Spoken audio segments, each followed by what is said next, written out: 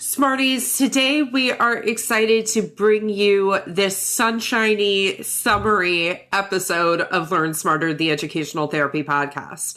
Today we are talking about all the ways learners can strengthen their executive functioning skills over the summer and how strengthening executive functioning skills is actually layered into all the traditional summer things: beaches, camps, and vacations. In this episode, we break it all down for you, and we, of course, offer some simple, non-demanding ways the adults in their lives can reinforce this growth. Summer is a wonderful opportunity to address some of the learning weaknesses and challenges that learners might have throughout the academic year. So if you are interested in chatting with us about potentially getting your learner some support through educational therapy, please don't hesitate to sign up for our phone call on our website. There's no pressure, and you get to talk to us. So our websites are www.myedtherapist.com. Steph's practice is located in Redondo Beach in Manhattan Beach, California, and virtually everywhere. And they do all the things. And my practice is www.kappedtherapy.com. At Kapp Educational Therapy Group, we focus exclusively on executive functioning skills challenges, and we are virtually everywhere. With that, let's dig in. You want to learn faster, but sometimes working harder is just not the answer. You have to learn smarter. The Educational Therapy Podcast. Hi, Smarties. Welcome to episode 368 of Learn Smarter, the Educational Therapy Podcast. I'm Stephanie Pitts. And I'm Rachel Kapp. And today we're doing a fun executive functioning episode. It's a fun executive functioning episode. It's a nice executive functioning episode. Fritzy's in here. Oh. Hi, Fritzy.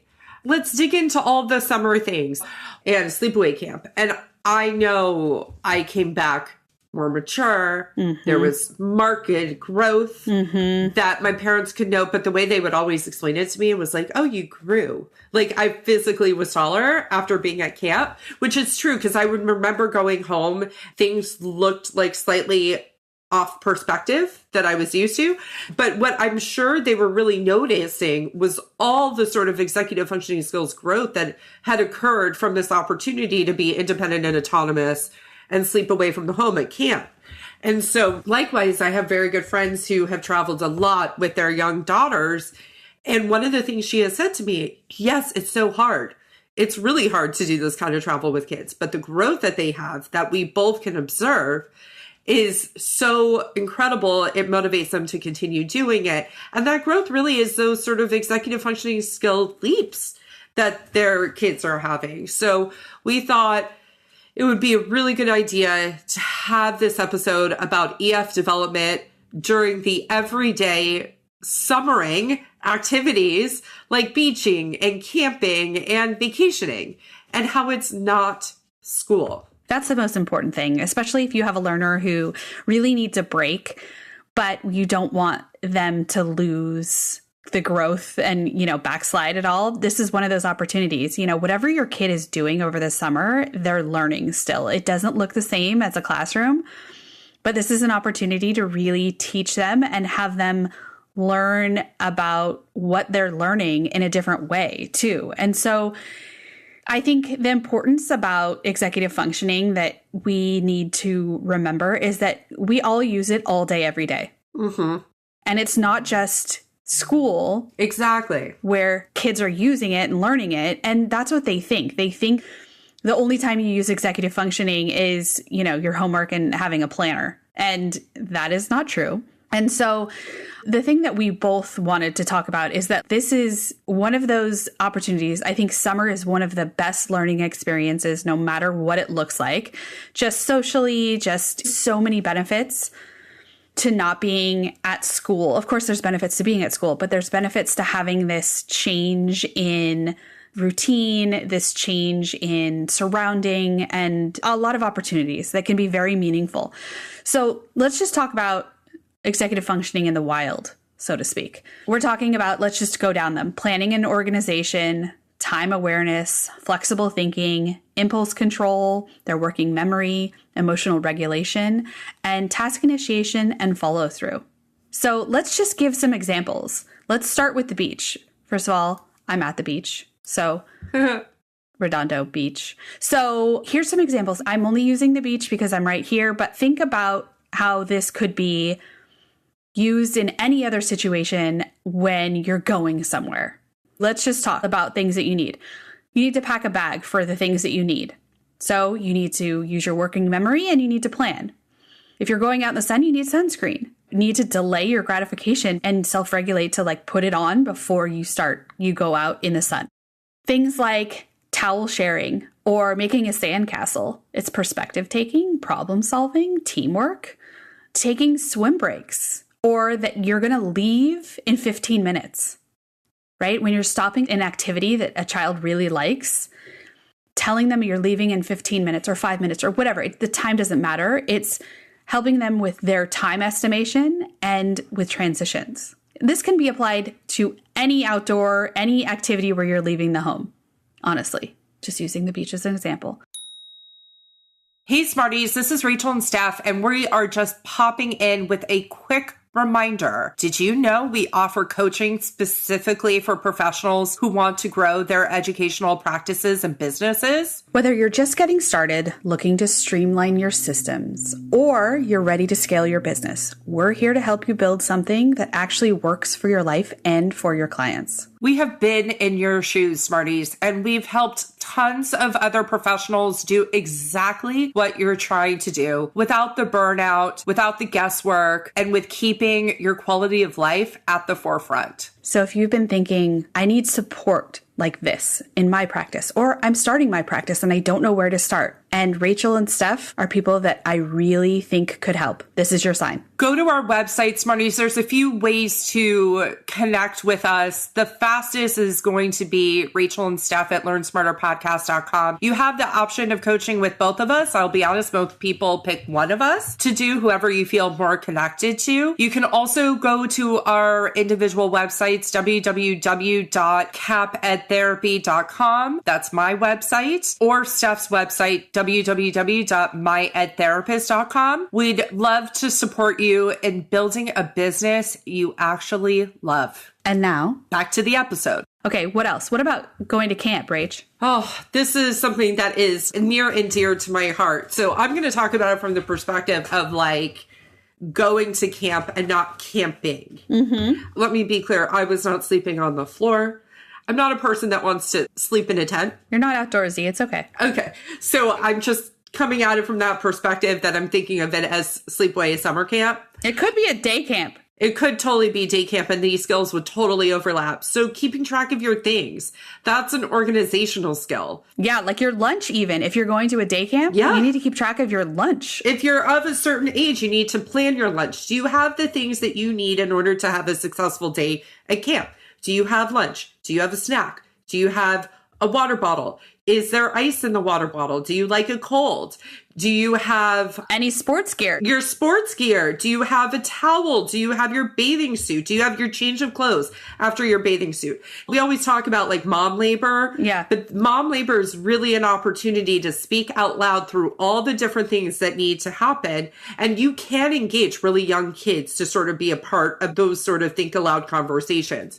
Also, you're navigating new social environment, new social settings. As parents, we always try to make sure our kid has a friend, but it doesn't always happen. Yeah. Right? So that requires them to strengthen their flexible thinking, their emotional regulation, following a schedule at camp. And that is about time management and that self-monitoring. Like we were talking about with the beach, we're leaving in 15 minutes.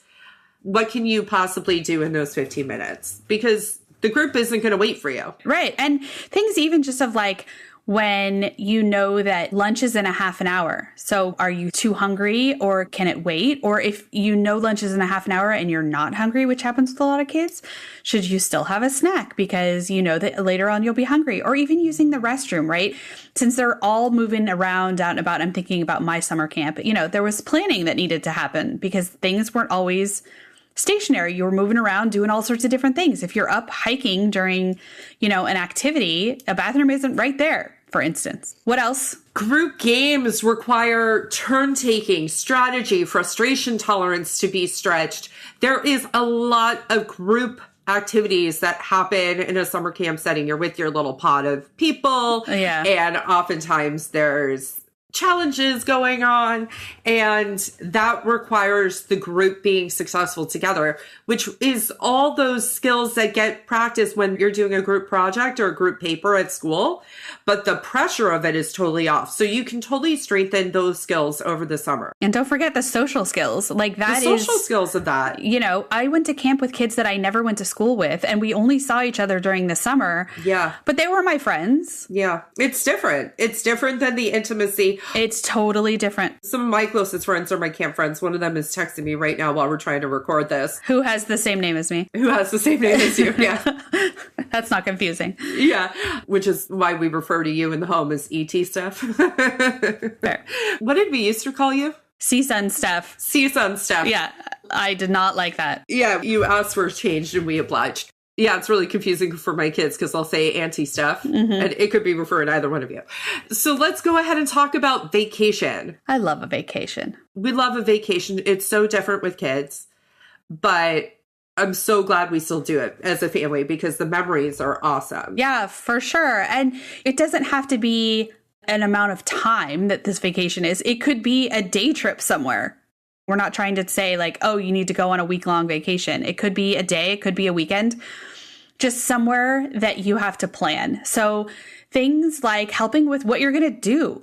That's planning and prioritizing and task initiation. You know, in Los Angeles, you could drive 2 hours and be in San Diego, Santa Barbara, up in the mountains. There's a lot of different things here that you can do that are very close, but you need to figure out what you want to do when you get there.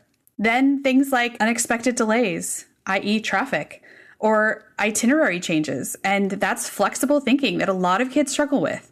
And then budgeting things like allowance money, right? What are you going to buy? Do you get to buy one thing? Is it your money, or do you give them a certain amount and they can buy one thing, or buy $5? Nothing is $5, but you know what I mean, worth of, they can get one treat or one thing to bring home, etc. So that's organization and impulse control. And then after a vacation, you can work on journaling or talking about it or scrapbooking or doing a vlog or doing a blog or something that's helping their working memory and reflection. So there's so many different opportunities before, during, and after any activity to strengthen executive functioning. But what I want everyone to remember is pick the one thing. It doesn't have to be all the things. Mm-hmm. So what are some tips for parents, Rach? The easiest one, I think, is the talk aloud. Yes. It's talking through those moments of, hey, you figured out how to put your goggles on yourself for a young kid. Yeah. And that's a skill they're working on. Really nice job. Really nice goal persistence or flexible thinking, coming up with another way of doing it. Mm-hmm. Really creative. It's okay to let them struggle a little bit through the things that are within their reasonable zone of tolerance. Uh-huh. Don't step in and do it just because it's faster. Although I will admit, sometimes as a parent, sometimes we have to step in and do it because it's faster. But coach them through it. Talk them through the challenge that they're having. Talk about the flexibility that they'll need to have and the grit that they'll need to have to continue trying. Build that independence in a really simple way. Are they bringing home their lunchbox and putting it next to the sink to be cleared out? Mm-hmm. Are they packing their backpack? Are they packing their lunch? Are they managing with natural consequences? And knowing that the next time is the next opportunity to do that will be another opportunity and you get to start fresh. Exactly. And having them use that language of like, I will try again. I will have another chance will be really, really helpful. And then if you're really looking to level up and be like rock star parent over break or rock star teacher over break, you can create those visual checklists, but put a small amount on them. Yeah. Don't let it feel like overburdening. Yeah. It could be that one thing that they're in charge of. You're in charge of everything else. They're in charge of one thing. And that's maybe getting their water bottle because water will be available at camp, but it's not as readily available. Right. Let's have the best summer. Use this time to have fun, mm-hmm. to let your kids experience unstructured things as much as possible and have boredom. Yeah. That's where the amazing creativity comes into play. Yeah, and play games. As a family or by themselves. So we hope that you take away just some ideas, even if it's just one thing, to just practice with your learner, no matter their age. But most of all, have fun. Have a great summer. Have a great summer. Bye, Smarties.